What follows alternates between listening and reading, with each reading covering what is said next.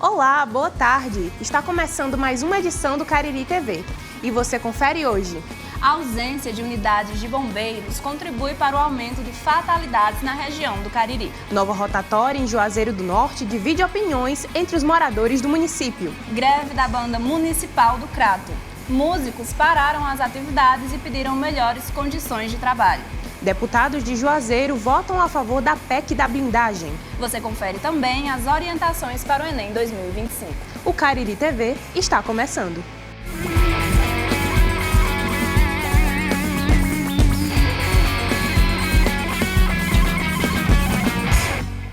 A gente ouve falar em casos que políticos não são punidos como deveriam. Em ano pré-eleitoral, esse debate sobre impunidade parlamentar ganhou ainda mais força. Para entender melhor como a população acompanha esse assunto, o repórter Matheus Silva foi às ruas. Vamos acompanhar. Escândalos políticos e falta de punição. Um tema antigo que continua atual. Fomos às ruas saber o que a população pensa sobre a impunidade dos parlamentares. Começa errado por aí, pelo fato de nós termos esses representantes e que muitas vezes eles é quem fazem, elaboram as leis. Não tem como a impunidade não reinar porque eles fazem as leis para eles mesmos. Eles que tanto pedem que o povo esteja na frente das coisas, mostrando a cara, e aí eles, nessa hora que vão falar sobre punição para eles vão fazer votação secreta. O que me deixa triste é porque nós, os políticos, a maioria deles, não todos, né? Óbvio, ululante, mas a maioria deles querem a política para completar-se. Eu acho que a gente ainda chega lá de termos a maioria dos políticos sem precisar de uma PEC da bandidagem. Matheus Silva, de Brejo Santo, para o Cariri TV. Pois é, o sentimento das ruas mostra que a impunidade parlamentar continua sendo um tema que repercute bastante entre a população. E para ajudar a entender os impactos disso no cenário político, especialmente em ano pré-eleitoral, a gente conversa agora com a nossa comentarista Camila Lavigne. Boa tarde, Camila. Quais outras informações você tem pra gente? Boa tarde, Bárbara. Boa tarde, Suiane. Hoje o assunto é sério e diz respeito à própria essência da democracia, a impunidade parlamentar. Esse tema voltou a ganhar força nas últimas semanas com a votação da chamada PEC da blindagem, aprovada em 2 turnos na Câmara dos Deputados. Vamos entender do que se trata essa proposta? Na prática, mudaria a Constituição para que deputados e senadores só pudessem ser processados com autorização do próprio Congresso. O texto também previa que prisões em flagrante só seriam permitidas em casos muito graves, como racismo, tortura ou terrorismo. Um dos pontos mais polêmicos era o voto secreto nessas decisões, ou seja, o eleitor não saberia se o seu representante votou para proteger ou punir um colega acusado de crime. Aqui no Ceará, a situação também exige atenção.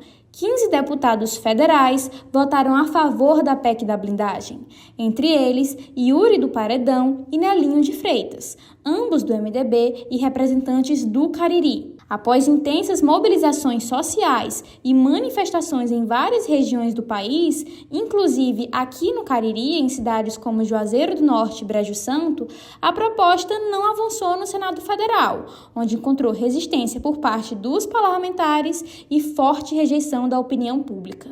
Enquanto o Congresso se ocupou discutindo a própria blindagem, temas urgentes ficaram parados. Mas o que vemos são parlamentares que se acham intocáveis e não temem a reação popular. É essencial que a gente olhe para o futuro e lembre que daqui a 1 ano voltaremos às urnas para escolher os novos representantes. E é fundamental observar o histórico de cada um deles. Como se posicionam diante de propostas como essa, como dialogam com a população e de que forma entendem o papel do legislativo. Também devemos olhar para o nosso próprio histórico de voto. Você aí de casa, lembra de quem votou nas eleições de 2022?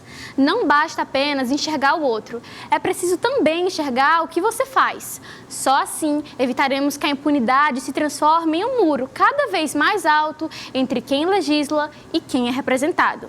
Esse é o comentário político de hoje, meninas. Muito obrigada pelas informações, Camila. Agora, a gente chama a sua atenção para essas imagens. Esse incêndio aconteceu em Brejo Santo e levou mais de 4 horas para ser contido. O motivo? A baixa quantidade de bombeiros e equipamentos na região do Cariri. E quem traz mais informações para a gente é o repórter Luiz Eduardo Victor. Com a demanda nos atendimentos cada vez maior, a principal unidade do Corpo de Bombeiros em Juazeiro do Norte sofre principalmente com a falta de efetivo para cobrir a região do Cariri. O comandante da 5ª Companhia do Corpo de Bombeiros Militar de Juazeiro do Norte, Tenente Coronel Leoni Grangeiro, explica sobre a situação. O Juazeiro do Norte, na verdade, ele é composto pelo Batalhão de Bombeiros, né? 5º Batalhão. Então, aqui no Juazeiro, nós temos a Companhia de Bombeiros que funciona dentro do batalhão, que atende 15 municípios. A Unidade de Bombeiros do Crato atende mais 14 municípios. Então, o Juazeiro do Norte atende Juazeiro, Barbalha e mais os outros municípios que fazem parte da nossa área de atuação. O trabalho do Corpo de Bombeiros é ainda mais essencial no atual período do ano, em que a seca, junto das queimadas provocadas para limpar terrenos, se alastram pelas áreas de vegetação do Cariri. Nos próprios arredores da UFCA já aconteceram casos de incêndio recentemente em 2020 e 2023. Então, o atendimento aos municípios dessa parte de incêndio, ela acaba deixando a área urbana sem a nossa viatura de combate a incêndio. Porque, infelizmente, as pessoas ainda tendem a usar o fogo para limpar as áreas de vegetação, né? Então, esses incêndios ele tira muito as nossas viaturas da parte principal, que é a área urbana. Então, isso para a gente tem sido um desafio. E o maior desafio é as pessoas se conscientizarem. Devido à falta de efetivos e equipamento nas bases do Cariri, um incêndio ocorrido numa fábrica em Brejo Santo no dia 10 de agosto levou mais de 4 horas para ser apagado. Ninguém ficou ferido.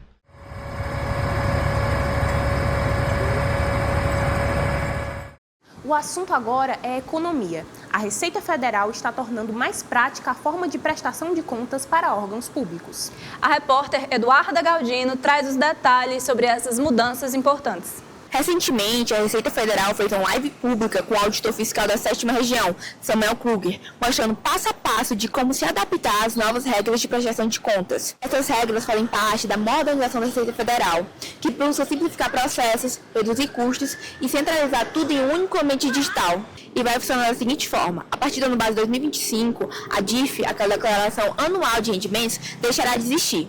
Então, em 2026, as empresas e órgãos públicos passarão a prestar contas no Sistema Público de Escrituração Digital, o SPED, usando os módulos E-Social e FD-RENF. Essas regras fazem parte da modernização da Receita Federal, que busca simplificar processos, reduzir custos e centralizar tudo em um único ambiente digital. É fundamental que tudo seja enviado corretamente, garantindo que colaboradores e prestadores recebam suas declarações de imposto de renda sem erros, evitando problemas como a tão conhecida malha fina em 2026. Para mais informações, a live está disponível completa no canal do YouTube da Receita Federal. Eduarda Galdino para o Cariri TV. No próximo bloco, você vai ver como as obras de mobilidade podem impactar a rotina dos moradores de Juazeiro do Norte. E também vamos falar sobre saúde, educação e, é claro, esporte. Não sai daí, o jornal volta já.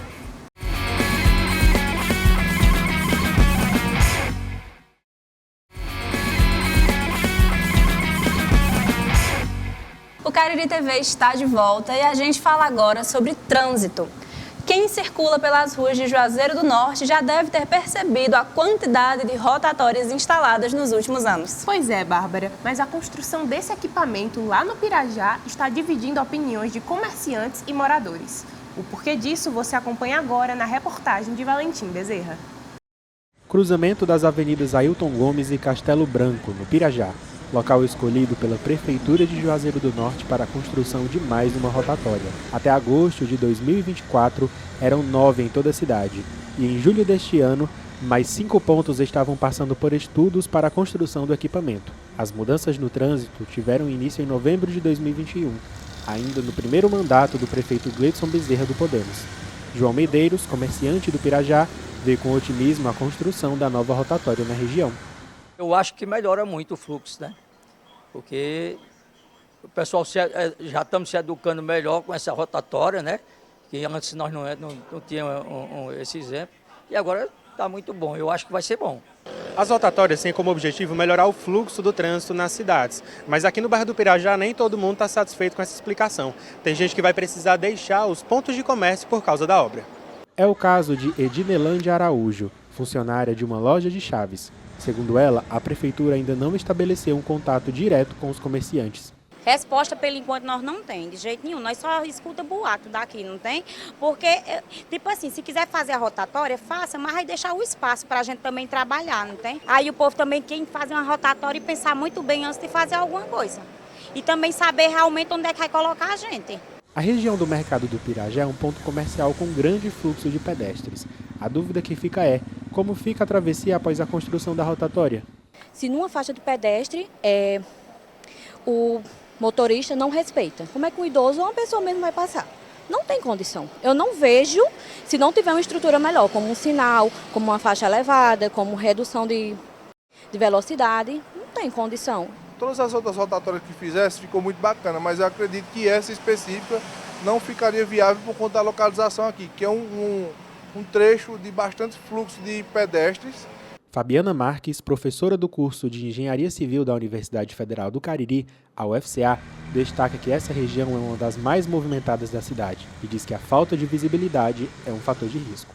Eu acho que não seria viável, né, tecnicamente falando. Inclusive, se recomenda que não se façam rotatórias em locais com aclives, declives, justamente por conta dessa visibilidade. E ali ainda tem o excesso de pedestres, né? A gente fala muito dos veículos, mas esquece da quantidade de pedestres, que é muito elevada por conta do mercado, né? Tem muitos idosos, e eu fico mais preocupada com os pedestres em si do que com qualquer outra coisa naquele ponto, entendeu?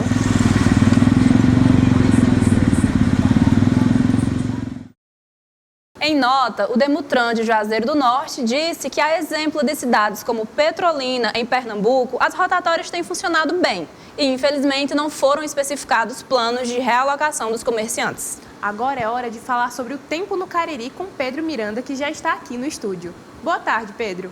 Boa tarde, meninas. Boa tarde, pessoal de casa. Hoje eu começo por Juazeiro do Norte, onde a previsão mínima é de 21 graus e pode chegar até os 36 no final de semana. O céu vai ficar com bastante nuvens durante o dia e tempo nublado, especialmente à noite, mas sem chance de chuva. Enquanto no Crato, a temperatura mínima vai ser de 20 graus e a máxima chega até os 35. Também sem chuvas, mas com o céu deve ficar carregado de nuvens durante a noite. E para você que é de Barbalha, a mínima pode chegar aos 20 graus e a máxima aos 36. Poucas nuvens durante a tarde, mas um clima mais nublado na parte da noite. E você de casa deve ter notado o calor que está fazendo esses dias. Bom, segundo a FUNSEMES, tem uma explicação bem simples. Com o fim das chuvas, o céu fica limpo e o sol bate direto no solo. Desse modo, a terra e a vegetação secas deixam um calor mais forte e duradouro. E essa fase é chamada de BRO-BRO, sendo o período mais quente do Ceará. E outro ponto é que, mesmo com a falta de chuva, a gente também sente ondas fortes de ventos. Isso acontece porque, com o calor, o ar do continente se move em direção ao mar, formando brisas mais fortes. Desse modo, os ventos naturais da região, chamados de alísios, ficam mais intensos, com rajadas de até 60 km por hora já registradas, principalmente em áreas abertas e no litoral. Então, bastante cuidado com o calor e as fortes pancadas de vento. E não se esqueçam de se hidratar bem. Volto com vocês, meninas. Muito obrigada pelas orientações e informações, Pedro. Realmente é muito importante beber água nessa época de intenso calor. Agora vamos falar de um assunto muito importante e que merece atenção: a saúde mental no ambiente universitário. Cada vez mais, estudantes relatam sobre os desafios da rotina acadêmica. E para entender como essa realidade se aplica aqui no Cariri, vamos acompanhar a reportagem de Yasmin Ariadne.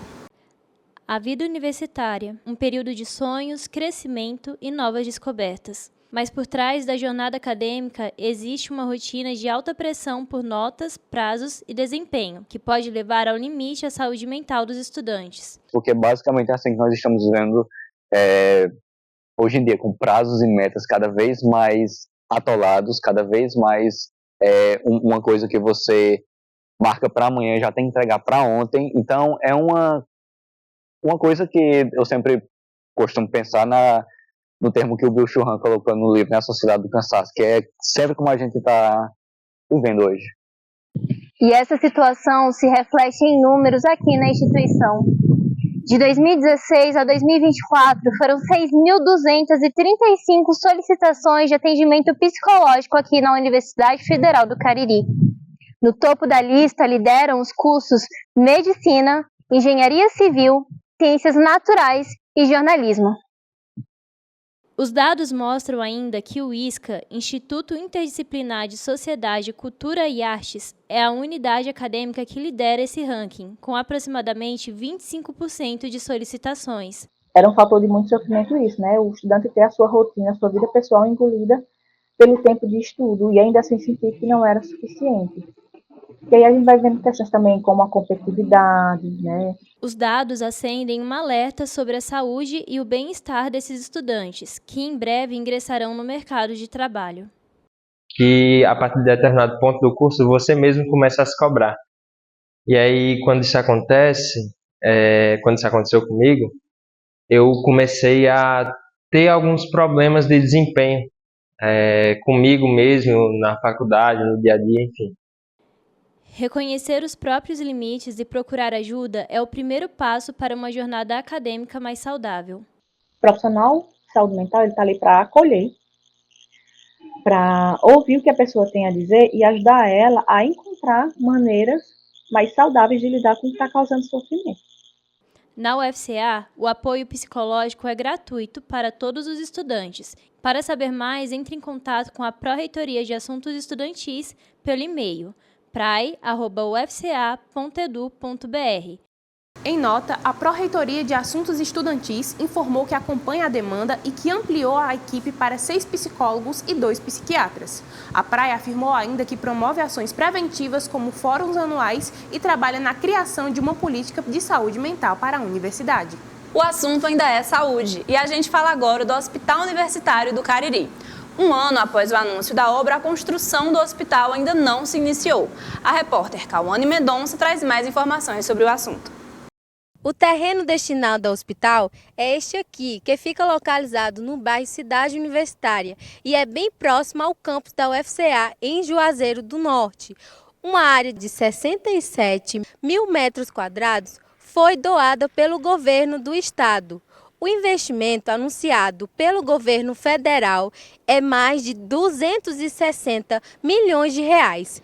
Pelo contrato, a empresa EPSE é responsável por toda a construção do projeto e toda a compra de equipamentos imobiliários. No dia 21 de setembro de 2024, o governador Eumano de Freitas acompanhou o ministro da Educação, Camilo Santana, na assinatura do contrato de gestão especial entre a Universidade Federal do Cariri e a Empresa Brasileira de Serviços Hospitalares, a EPSE. O acordo, com validade de 20 anos, prevê a construção e a gerência do futuro Hospital Universitário do Cariri. Mas, passados 12 meses, as obras ainda não começaram. A doação foi formalizada por meio da Lei nº 19.436, de 11 de setembro de 2025, publicada no Diário Oficial do Ceará. O futuro hospital vai oferecer atendimentos de média e alta complexidade, além de ser um importante espaço para ensino, pesquisa e extensão na área da saúde. O edital de licitação foi publicado oficialmente no dia 29 de setembro de 2025. A expectativa é que as obras tenham início nos próximos meses. Cauane Mendonça para o Cariri TV. Até o fechamento desta edição, a Empresa Brasileira de Serviços Hospitalares, EBSER, não respondeu aos nossos pedidos de esclarecimento.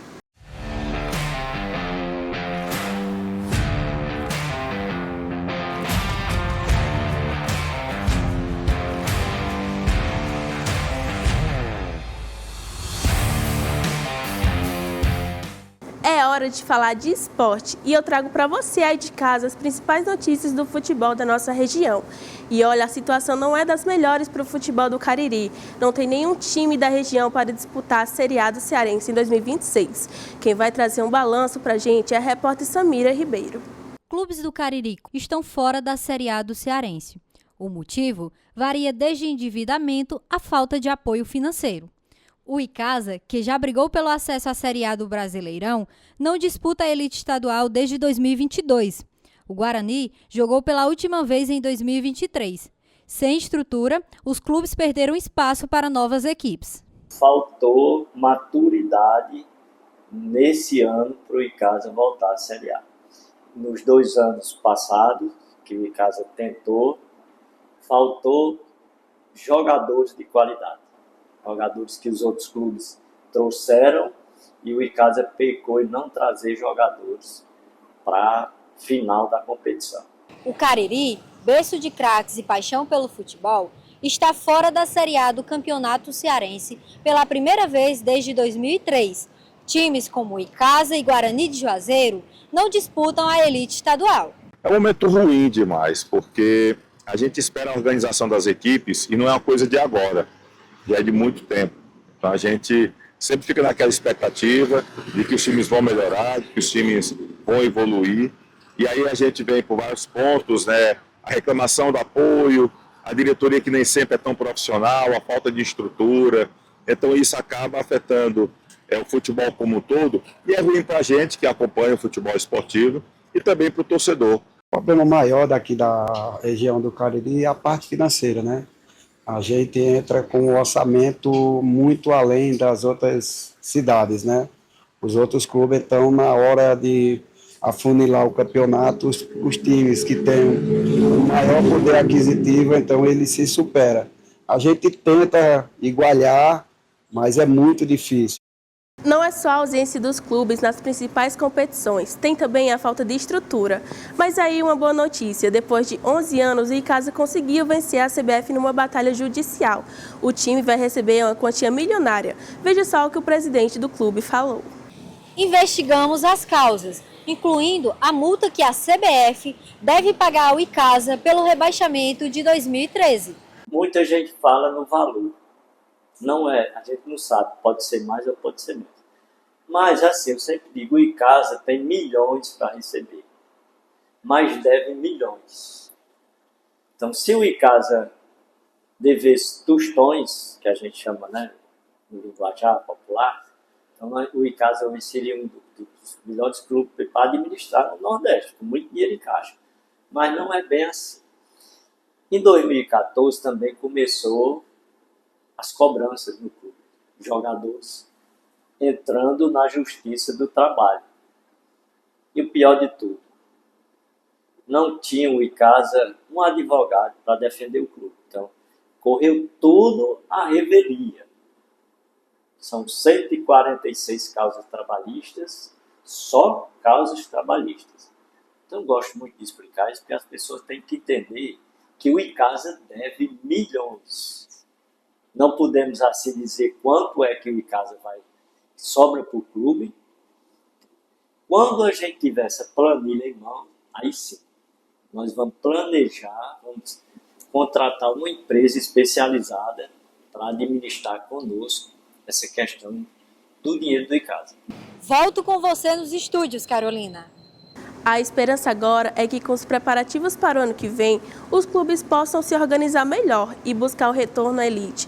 Esse foi o Na Trave do Cariri, trazendo tudo do nosso esporte regional.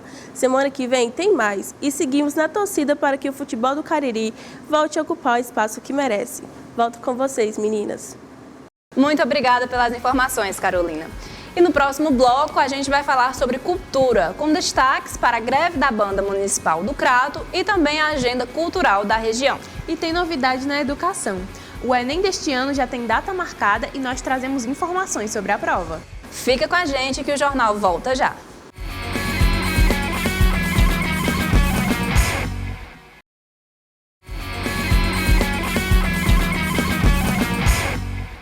O Cariri TV está de volta e a gente fala agora de cultura. A Banda Municipal do Crato estava em greve há mais de um mês. Os servidores reivindicavam melhores condições de trabalho e remuneração. A repórter Lara Vasconcelos tem mais informações sobre o assunto. Em 2025, a Banda de Música Municipal do Crato completa 145 anos de existência. Patrimônio cultural da cidade, a banda se encontrava em greve desde 26 de agosto e, atualmente, segue com as negociações finais em busca da garantia de seus direitos. Integrantes da banda informam que há concursados acumulando até 8 progressões salariais previstas em lei que ainda não foram pagas. Estamos aqui, no Sindicato dos Servidores Municipais do Crato para conversar com Antero Filho, líder da banda. A cultura do Crato, ela, de certo ponto, ela vai morrendo aos poucos. E que a banda de música do Crato era um órgão que ainda resistia. Mesmo que através de aparelhos ela estava resistindo. Um dos pedidos da banda é o adicional de insalubridade. Antero relata que o trabalho repetitivo causa lesões e que 80% dos músicos lidam com a perda auditiva. Outra reivindicação é o recebimento das progressões salariais. Agora, no mês de agosto, foi pago sim, isso é verdade, mas as outras, o retroativo, nós vamos ter, essas perdas são severas e, infelizmente, quando for no cômpito da aposentadoria, esse déficit vai ficar. Samuel Siebra, presidente do sindicato, relata que houveram tentativas de negociação com a gestão municipal, mas que a banda não recebeu propostas concretas. O prefeito, de forma até intransigente, né, pediu que a banda de música retornasse, voltasse da greve, para depois apresentar uma proposta. Recentemente, com a confirmação da legalidade da greve, a banda se reuniu com a gestão municipal procurando soluções eficazes.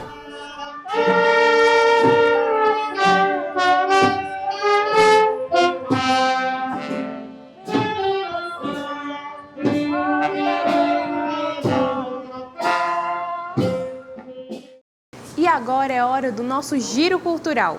Beatriz Vieira, conta pra gente como foi a semana e o que vem pela frente. Boa tarde, Suiane. Boa tarde, Bárbara. Olha, a semana aqui no Cariri foi cheia, viu? Eu estou aqui na Serra do Gravier, em Várzea Alegre, porque na última sexta-feira, 10 de outubro, a cidade completou 155 anos e teve programação a semana inteira. No dia 5, com a corrida municipal, nos dias 10, 11 e 12, com a cavalhada, e no dia 9, teve um show evangélico com o cantor Davi Sacker. Nos últimos meses, a prefeitura tem investido em shows religiosos para atender algumas demandas da comunidade. No dia 2 de outubro, em Juazeiro do Norte, aconteceu na Universidade Federal do Cariri mais uma edição do Mirante Sonoro. O evento contou com a apresentação do Cariri Sax, que apresentou o projeto Músicas do Cariri. E nos próximos dias a região também está repleta de eventos culturais, viu? Este mês é o mês das crianças e no dia 12 de outubro o Centro Cultural do Cariri, no Crato, vai fazer uma programação especial de Dia das Crianças. O evento conta com o festival Bolhas de Sabão Gigantes, feito pelo grupo Jornada Brincante, e também muita música com o show Vamos Brincar de Tocar, com a banda Música em Casa. E para mais informações é só ir lá no Instagram da instituição, @Centro Cultural do Cariri. E o Centro Cultural Banco do Nordeste também preparou uma agenda cheia para esse mês. Nesta terça-feira, dia 14, também vão ter atividades infantis por lá. Às 3 horas, contação de história com o Patrick Lima, que vai trazer algo bem inusitado, viu?